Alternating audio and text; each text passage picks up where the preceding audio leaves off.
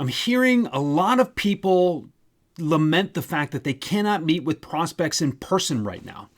And hey, this may be a shocker, but not everybody sells software as a service over Zoom, okay? So bear with me here. There's a message here that will benefit even those who do, but think about those salespeople who are on the ground, who are still outside sales reps, who are out there meeting with customers. They can't do that right now. And you've heard me say this for months. Look, your prospects are not looking for new friends.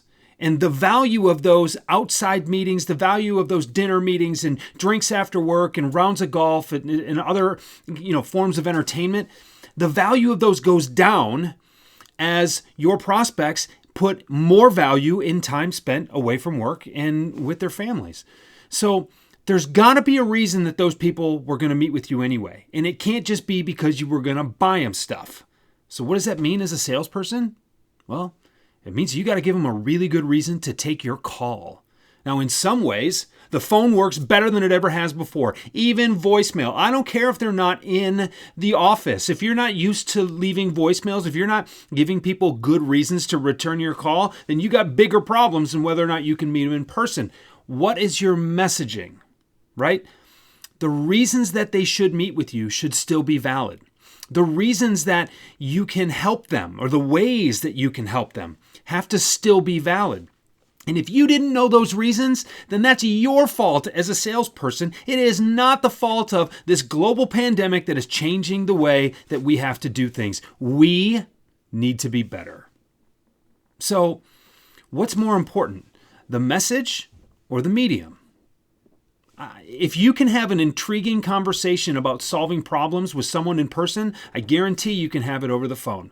And if you know that that exchange is going to be valuable, then you can convey that value in an initial prospecting call or an email or a LinkedIn message or a direct message on Twitter or some other platform. The medium doesn't matter as much as the message. And if your message is tied to the value you provide and the problems you solve and the way you solve those problems, you shouldn't have that much of an issue. Look, I know things are different and I know that people are scrambling trying to figure out how to adapt, but hold on a second. Pause for a minute and think about the way you solve problems, the reasons you solve them, and the results you create.